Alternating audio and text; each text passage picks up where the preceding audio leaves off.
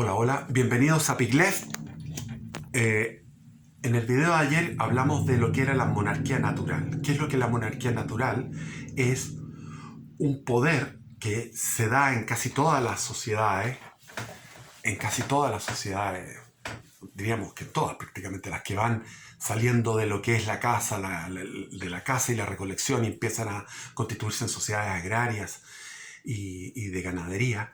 Inmediatamente con la agricultura comienza a nacer un tipo de organización donde se genera la propiedad privada y se genera también la privatización del sexo, las uniones monogámicas o no monogámicas, pero uniones matrimoniales. Y a partir de ese poder del pater familiae, que es el primer poder básico en la base, en la célula básica, de ahí se genera una unión de padres de familia que se hacen vasallos de uno superior a un líder, y ese líder es el encargado de cuidar el granero, de cuidar las casas, de cuidar la seguridad contra la delincuencia, contra los robos, los asaltos, contra los ataques de ejércitos enemigos, etcétera, etcétera.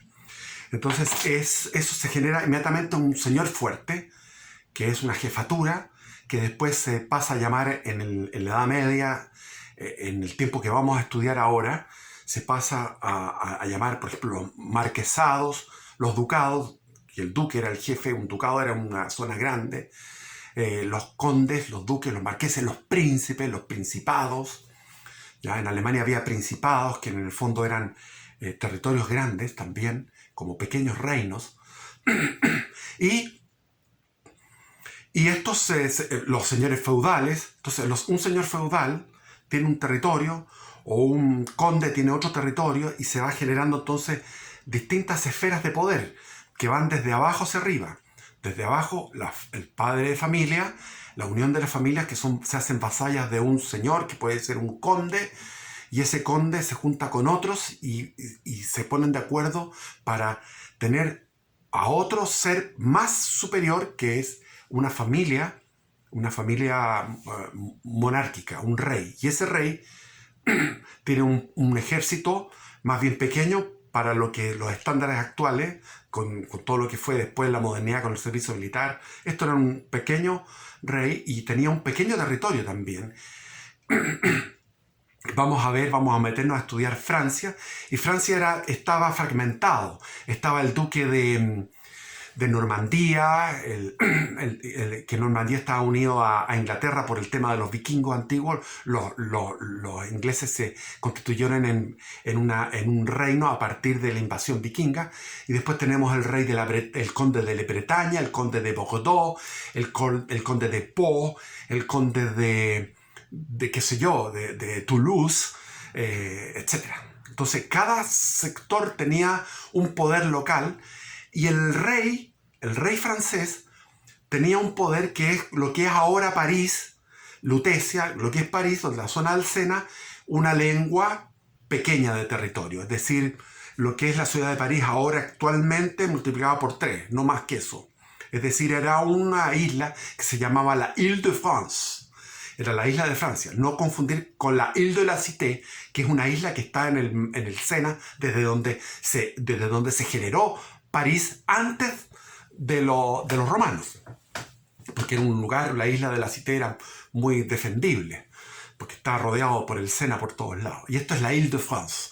Entonces la Île-de-France todavía se menciona, la Île-de-France era un territorio que pertenecía al rey, pero era un pequeño territorio. Entonces los reyes incluso no tenían un lugar estable. Los reyes franceses de la dinastía de los Capeto tenían distintos castillos. Ahí está todo lo que es el valle del Loira, del Loire, el Fontainebleau, toda esa zona de castillos que es muy turístico.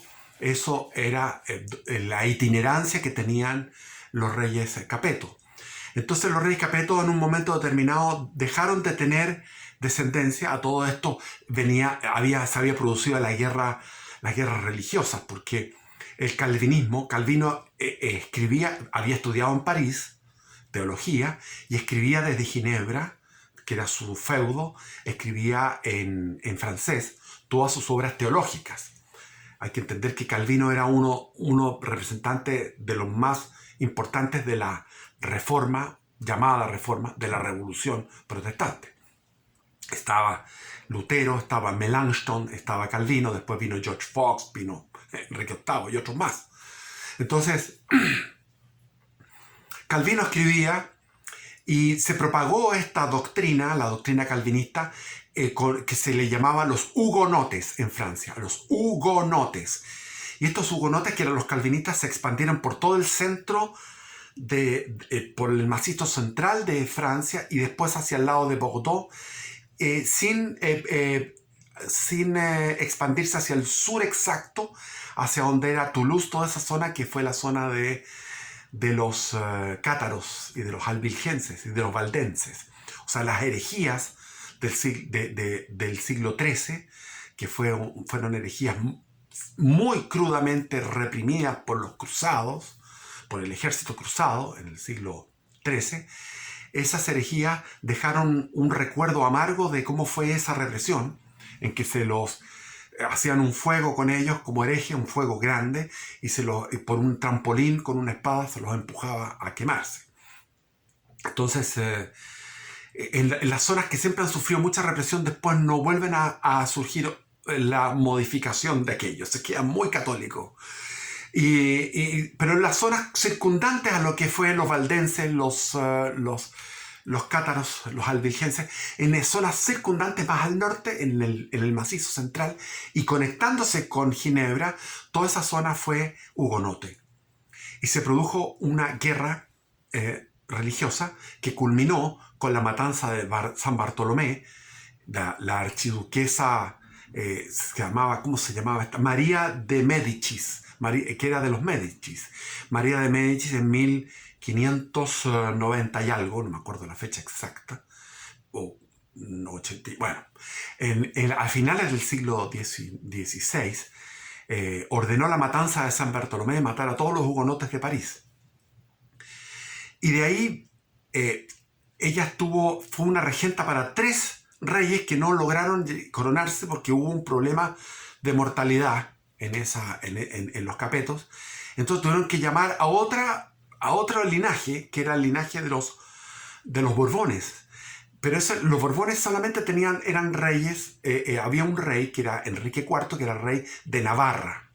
Navarra es todo lo que es el País Vasco, lo que es actualmente Navarra, precisamente, País Vasco, Navarra y el País Vasco francés, Bayona, Pau, esa parte. Entonces, ese reino de Navarra estaba, como les digo, Enrique IV, pero Enrique IV era hugonote. Entonces le dijeron, tú tienes que convertirte a católico. Y ahí viene la famosa frase que él dijo: París bien vale una misa. O sea, París bien vale hacerme católico e ir a una misa. Y él fue con un ejército, se le sumaron otros ejércitos, y sitió París y tomó París. París era muchas veces atacado y había muchas veces revuelta. La historial de París, si hiciéramos una historia de París, veríamos que constantemente es el lugar de Europa donde más hay fuego, más matanzas y más motines, revoluciones y asaltos de los mismos reyes a París. No es la primera vez. Y Enrique IV inicia lo que es la dinastía de los Borbones, que es lo que nos atañe. Porque si estudiamos Francia, estudiamos los Borbones, vamos a ver lo que pasaba con nosotros en el siglo XVIII. Porque los Borbones son los que generan, los que inician, para ser más exacto, no los Borbones, sino que Luis XIV es quien inicia la monarquía absoluta, que es una monarquía muy diferente a la monarquía natural, porque es una monarquía donde está el rey y no hay nada más. El rey y la nación. Y tiene sus cosas positivas y negativas. En forma positiva, el reinado de Luis XIV fue un reinado espléndido, de progreso. Lo vamos a ver. Vamos por partes. Entonces, de ahí viene el hijo de Enrique IV, que es Luis XIII, que Luis XIII fue un rey más bien mediocre, y estaba gobernado por el que gobernaba en el fondo, era el cardenal Richelieu. Y el cardenal Richelieu es el de la famosa frase laissez faire, laissez passer, dejar hacer, dejar pasar. Entonces estaba el cardenal Richelieu, estaba María de Medici, que no era la Catalina de Medici, en la de la matanza de San Bartolomé en el siglo XVI. Ahora estamos en pleno siglo XVII con María de Medici, Richelieu y Luis XIII. Este es un triunvirato que no se lleva bien, de tal punto que Luis XIII le da un golpe de estado a su madre, a María de Medici. ¿Por qué? Porque, bueno, más largo de explicar, y Richelieu se llevaba mal con los dos, porque los encontraba idiotas, porque él se sentía macanudo, y era un tipo macanudo. Entonces, ¿qué pasa ahí? Pasa que María de Medici le dice a su hijo, a Luis XIII, que se case con una española, porque España era lo máximo. La moda era española. La moda negra era una moda muy sobria. El español era muy sobrio, muy guerrero, muy austero. Estaba el Palacio del Escorial, que era un palacio austero que había hecho Felipe II. España era una sociedad guerrera, una sociedad de monjes. España tenía 5 millones de habitantes. Y de los 5 millones de habitantes, medio millón eran religiosos y religiosas. O sea, de los 5 millones había medio millón de religiosos y religiosas. El resto eran soldados de los tercios que estaban peleando en distintos puntos. Hay que entender que España había tenido un rey, que era el rey Carlos I, hijo de Juana la Loca y de Felipe el Hermoso, que venía de los Habsburgo, que es otra rama, otra dinastía. La dinastía Habsburgo se había generado en Suiza, en un pequeño poblado, en el año 1100 y tanto, y había ido creciendo su poderío como familia, y había llegado a poseer lo que era Austria, y después ser, a partir del poder de Austria, ser la tutora del Sacro Imperio Romano Germánico, que, como decía Voltaire, no tenía nada de sacro, nada de imperio, nada de romano y nada de germánico. Tenía de germánico muchísimo. De imperio poco, no era un imperio, era una sumatoria de 400 estados pequeños, que era Alemania e Italia. Y ahí está esa sincronía de Alemania e Italia, que después viene la independencia, la unificación de Alemania, hecha por Prusia en el siglo XIX, en 1860 a 1870, por Prusia, y después la unificación italiana hecha por el reino de Génova, hecha por Garibaldi, en el otro lado por Bismarck, con un Volmolke, etc. O sea, había toda una semejanza entre Alemania e Italia, y después constituyeron el eje, y se fundó el fascismo ahí. O sea, hay una continuidad histórica. Y ese era el Sacro Imperio Romano Germánico, donde estaba la Liga Hanseática, donde había un desarrollo del arte, de la filosofía, de la música, de todo. Y Francia iba a devenir en la máxima potencia. Primero había sido España. España, ¿por qué? Porque España tuvo que luchar 7 siglos contra la invasión musulmana, y a partir del rey Pelayo en la batalla de Covadonga en el 760, no me acuerdo, desde ahí para adelante son 7 siglos en que cada vez van descendiendo hacia el sur van y generando reinos como el de León, como el de Navarra, como el de Castilla, el Castilla-La Mancha, después el de Aragón, el de Portugal. Todos esos reinos van naciendo en una guerra contra el infiel, porque el infiel no se le podía convencer.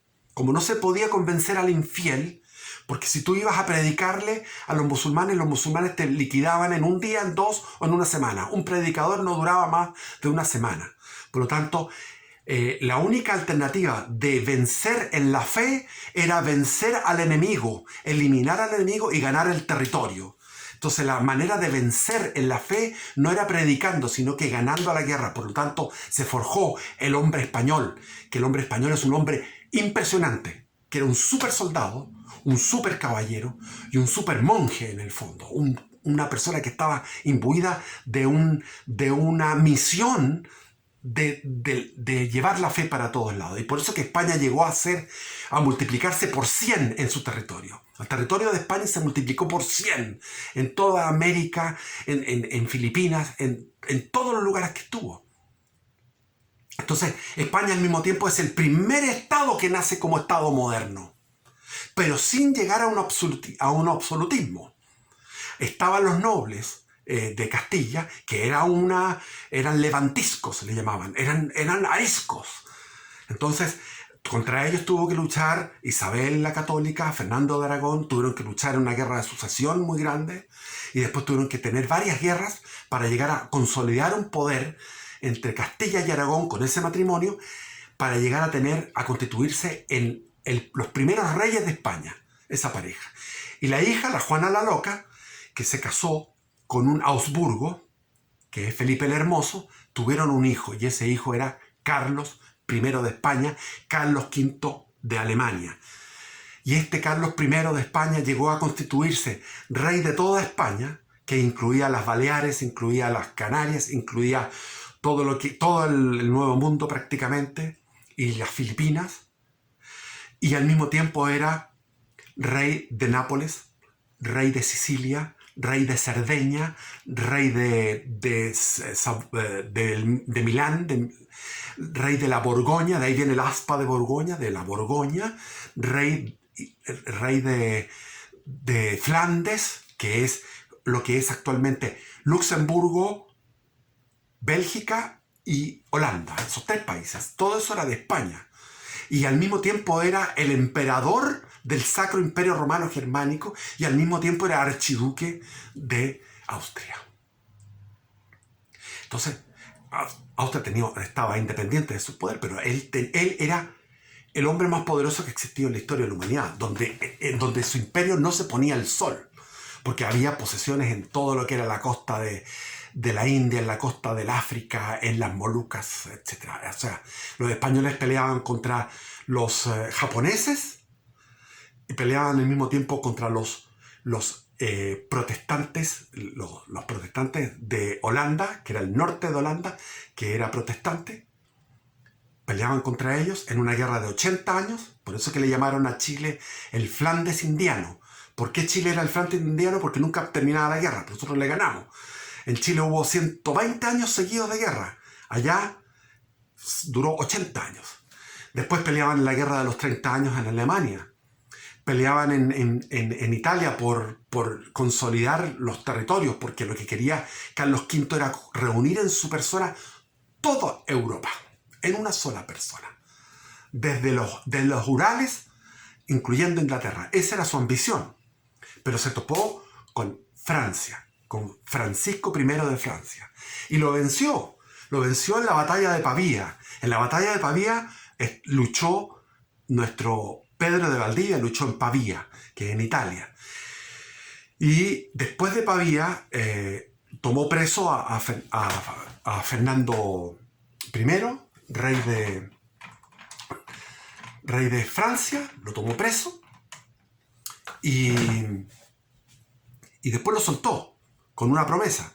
Y Fernando I siguió en contra de Carlos V, incluso se alió con los otomanos, o sea, se alió con los infieles islámicos de Turquía, con el Imperio Otomano, para joder a los Augsburgo. Y eso después lo repitió Luis XIV. Por lo tanto, en Francia hay un historial vergonzoso de alianza con los infieles. En ese sentido, tenían un carácter un poco hipócrita. No eran fieles a la religión, no como lo que sucedía con España. Entonces España fue lo más importante del siglo XVI. Los tercios, que era una organización de... ¿Cuánto tenían cada tercio? 300 hombres creo que era, una cosa así, pues se llamaban 3 tercios. No sé más allá, pero tenían las picas, espadas, picas, arcabuces. Tenían un sistema de lucha que, eso sí lo sé, no me gustaría meterme en ese detalle, porque el detalle era muy interesante, toda la parte táctica, pero esos tercios de España pelearon en distintos campos de batalla en toda Europa, detrás de su emperador, detrás de Carlos I, contra protestantes, sobre todo, y en 1643 tienen su última derrota, que es en Flandes. Tienen una derrota y ahí ya comienza a decaer el prestigio, a decaer de forma abrupta. O sea, viene una pendiente fuerte de lo que es el poder español en Europa. Y el prestigio de España, incluso como le decía en la moda, comienza a aflorar desde ese momento Francia, Inglaterra, Holanda, esas tres potencias. En Inglaterra, en 1213 se había redactado la Carta Magna, en plena Edad Media, porque cuando estaba Ricardo Corazón de León peleando en Tierra Santa en las cruzadas, había dejado a Juan sin tierra, y Juan sin tierra había aumentado los impuestos, y ahí vino el famoso Robin Hood, que era que trataba de recuperar los impuestos. No era robarle a los ricos para darle a los pobres, sino que recuperar los impuestos que se había quitado a la gente. Y de ahí viene entonces la Carta Magna y comienza a generarse un equilibrio entre el rey y el parlamento. Y viene en esos años, 1642, se produce un quiebre en que el Carlos I de Inglaterra, quiere él llevar a cabo todo lo que es la cobranza, el determinar cuánto y quiénes y cómo lo va a hacer para cobrar los impuestos. Tarea que se atribuía al Parlamento. Y se produjo un quiebre y se produjo una guerra civil.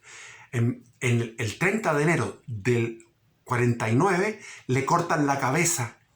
Es derrotado en la guerra civil el rey de Inglaterra, porque estaba Cromwell, que era un estratega militar, vence al ejército del rey y Cromwell termina siendo un protectorado, un dictador, un protectorado le llamaban, pero es como el primer momento en que hay un gobierno que no es real, no es realista, digamos, no es real, no es de reyes, no es monárquico. Entonces, Cromwell trata de manejar la situación, va a una guerra incluso con Luis XIV del futuro, pero después Cromwell tiene que entregar eso a Carlos II. Vuelve la monarquía, pero la monarquía inglesa queda limitada en su poder y eso da un equilibrio a Inglaterra sin revoluciones, salvo esta revolución, la revolución que va de 1842 a 1849.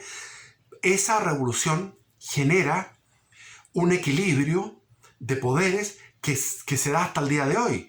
Imagínense que el rey en aquellos momentos, Carlos I, cuando quiso entrar al Parlamento, lo sacaron a patadas. Y desde esa época hasta el día de hoy no puede entrar el rey a la Cámara de los Comunes. O sea, se mantiene. Entonces ese equilibrio inglés le dio muy buenos resultados, porque no tuvieron choques abruptos. Sin embargo, en Francia se produjo algo diferente. O sea, no algo, lo opuesto. En Francia se produjo la monarquía absoluta y después la Revolución Francesa. Y por eso tenemos que ver qué es lo que pasó en Francia. Estábamos viendo que estaba Richelieu, estaba María Medici y Luis XIII. Y María Medici le dice, cásate con, porque en España era lo máximo, de ahí nos disgregamos hacia España, cásate con una española. Pero las españolas eran Habsburgos. Entonces, ¿con quién se casó? Con Ana de Austria. Ana de Austria. Que todos los Habsburgos tienen así, la vera para adelante. Carlos V, Carlos I de España, Carlos V de Alemania, no podía comer, tenía dificultades. Y resulta que son todos iguales. La señora que le mandaron que le consiguieron, porque todo esto eran matrimonios macabro. Y eso es parte de lo que llevó a la decadencia. Porque si tú te casas con tu hermana, vas a tener problemas con tu prima hermana. Y había matrimonios en que los dos eran primos hermanos por los dos lados. Entonces eran primos hermanos al cubo. No solamente de un solo padre, sino que por padre y madre, por todos lados había. Todos estos eran, las casas reales eran todas parientes, porque se casaban entre ellos porque se consideraba que no era digno que un rey se casara con una marquesa, o menos con una hidalga, que es una clase media acomodada, culta, ni menos con una plebeya. ¿Para qué decir? La plebeya estaba totalmente fuera de... Pero entonces, en este clasismo, que yo entiendo que el clasismo es positivo en ciertos aspectos, tendría que hablar de eso, pero no me voy a meter en ese tema. El clasismo tiene ciertas cosas positivas, clasismo en cuanto no de mirar en menos a los demás, sino que de buscar lo mejor en cuanto a clase.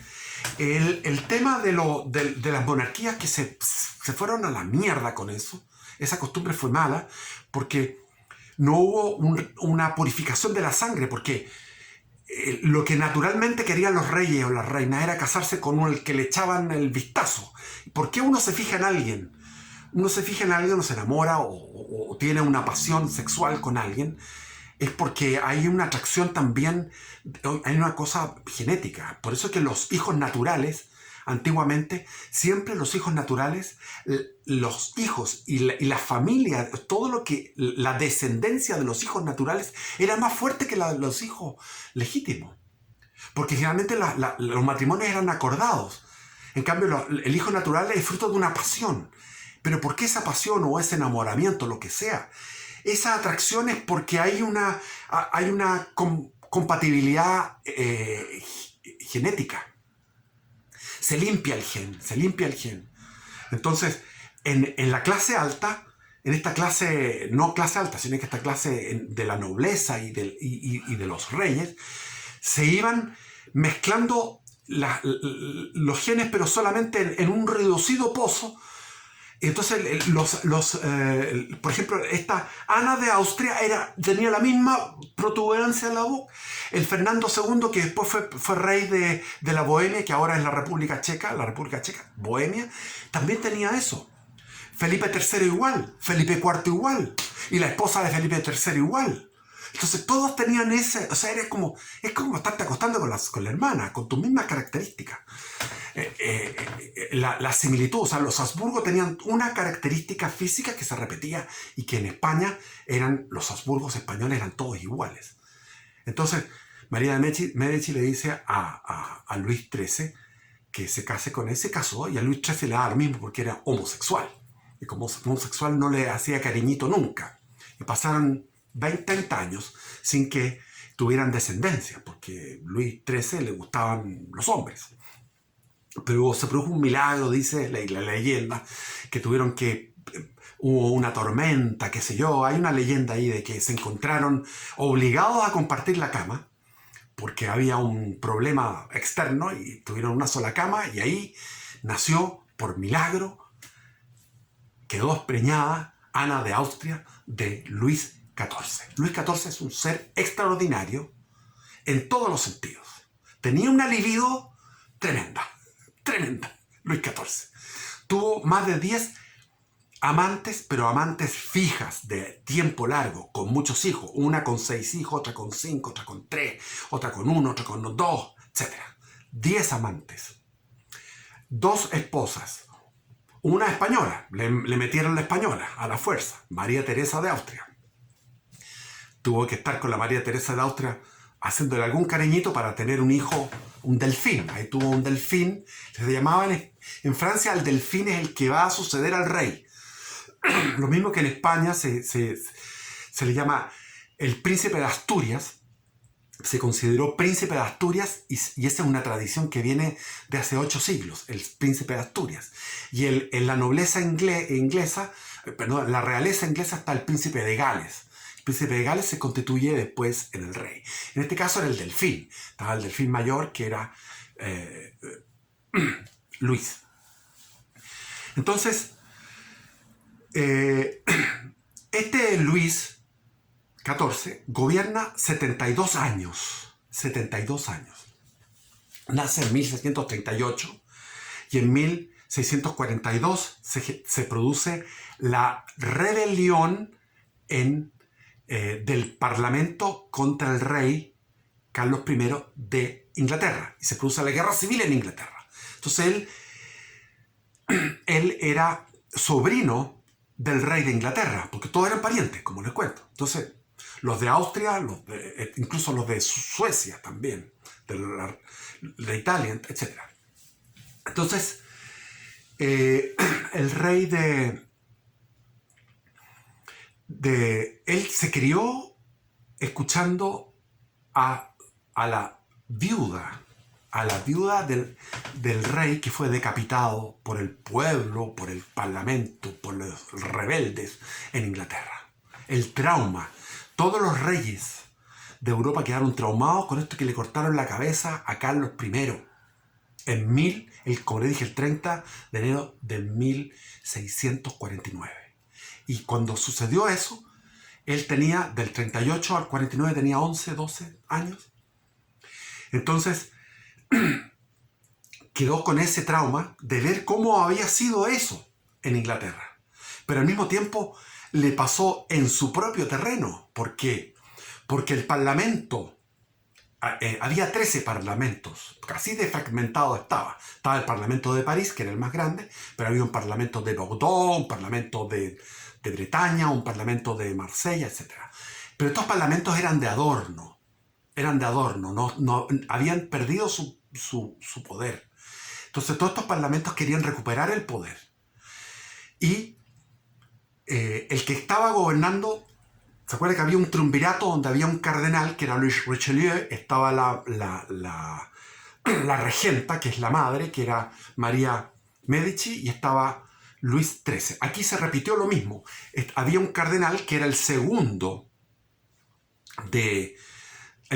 a bordo de Richelieu, que es el cardenal Mazare, y este Mazare era italiano, pero era un cardenal que no tenía poder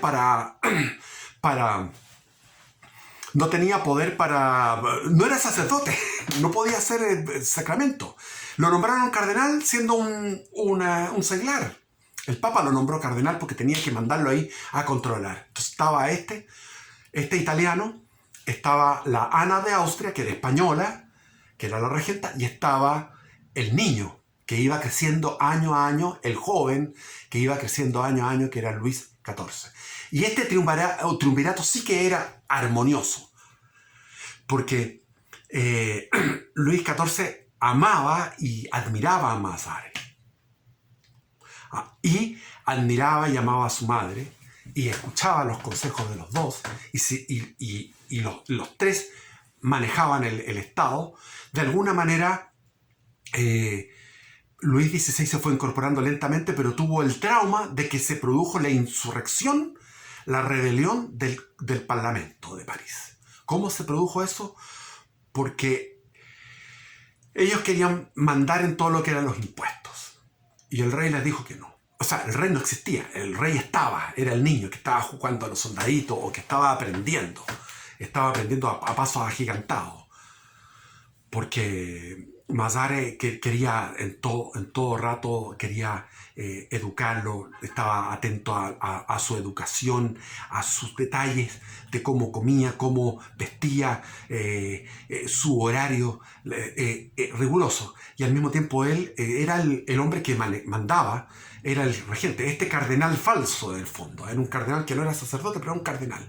Y la regenta, que era la Ana de Austria, la mamá de Luis XIV, ese triunvirato era el que mandaba, siendo él un niño, y se opusieron a esto del Parlamento porque lo consideraron inadmisible, y el Parlamento se lanzó en lo que se llamó la rebelión de la Fronda.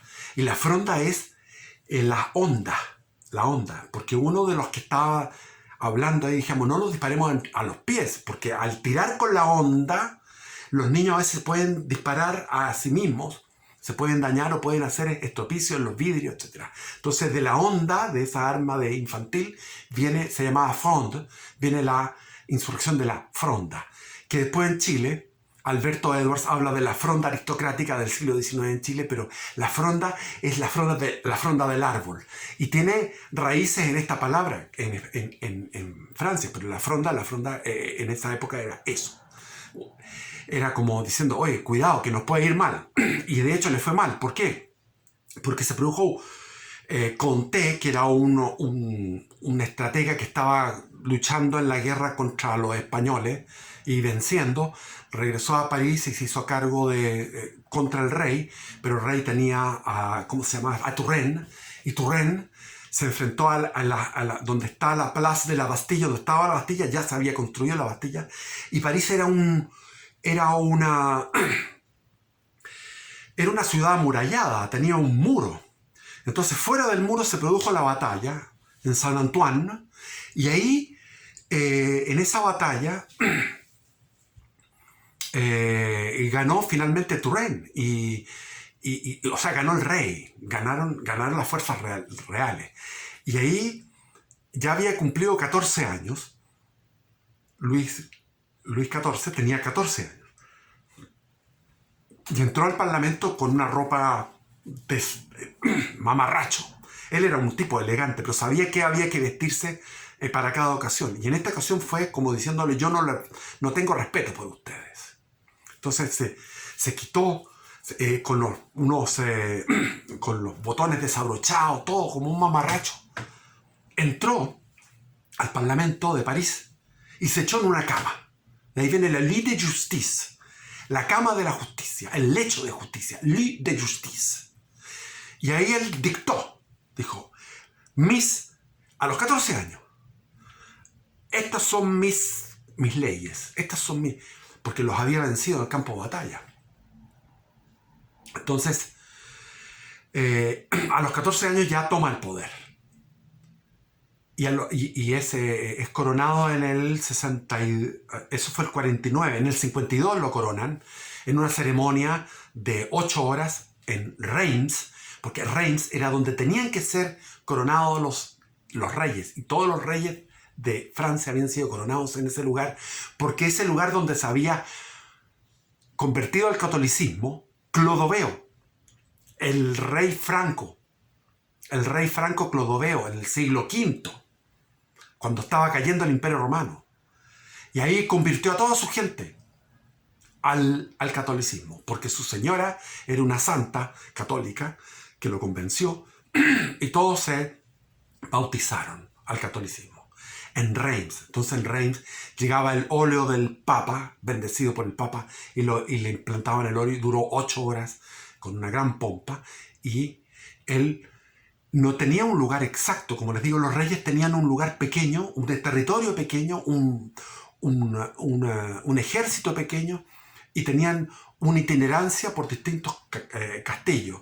La familia real tenía distintos castillos, el Fontainebleau, había uno se me olvidan los nombres porque son, pero a ver, estamos hablando como más de 10 castillos que tenían.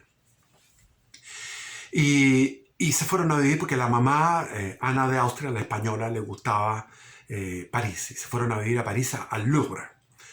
O al Palais Royal, que está cerca del Louvre, pero el Louvre también se iba ampliando. Y Luis XIV esperó cuando su madre se murió, que le gustaba París, dijo él, yo no quiero estar en París.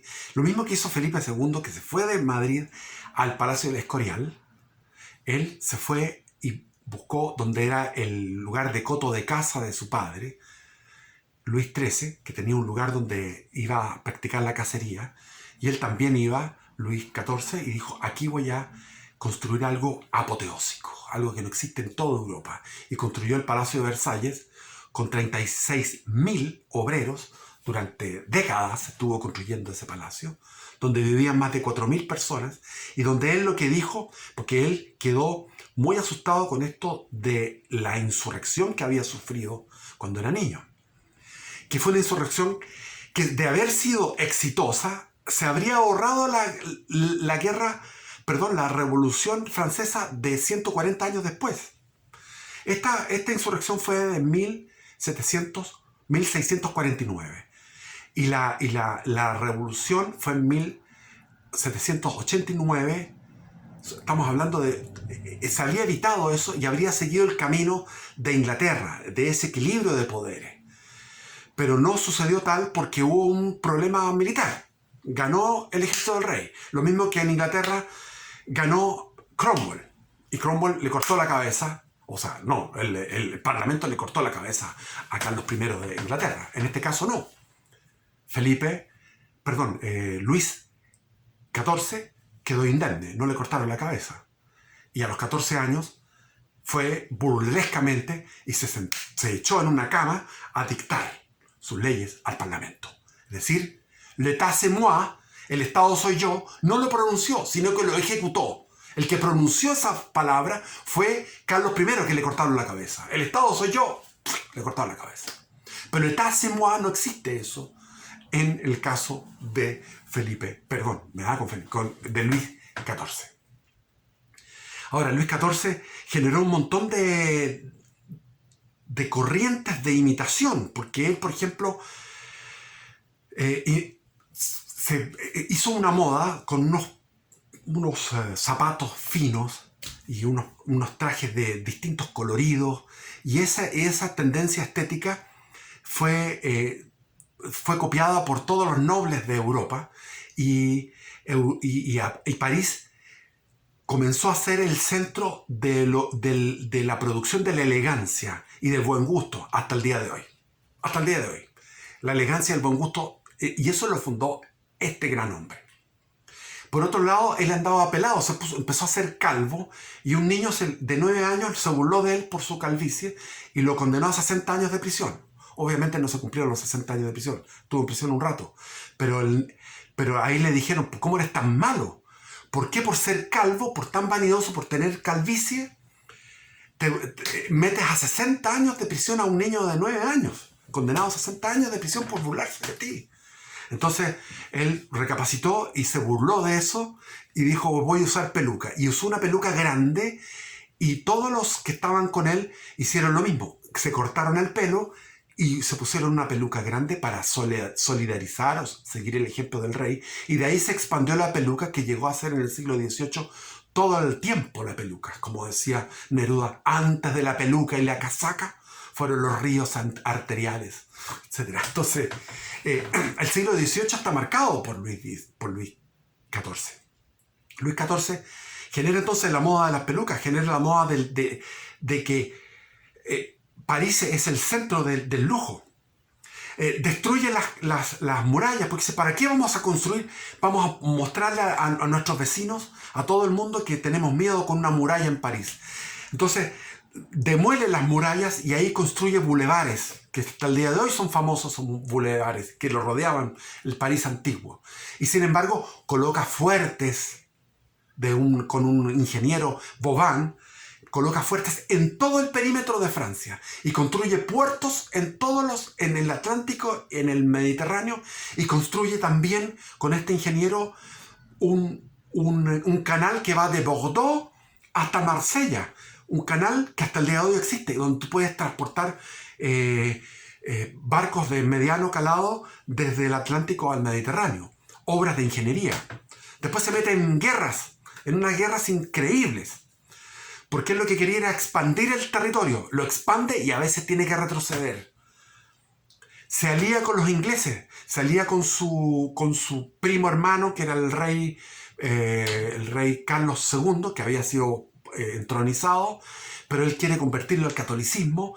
Pero él tiene una cosa con el catolicismo, que va todos los días a misa, a pesar de tener 10 amantes, va todos los días a misa y va todos los días a cacería, porque en la cacería él encuentra que se ejercita el intelecto, se ejercita la astucia, y lleva a sus generales para ver cuál es el más astuto en la cacería, los va midiendo su capacidad.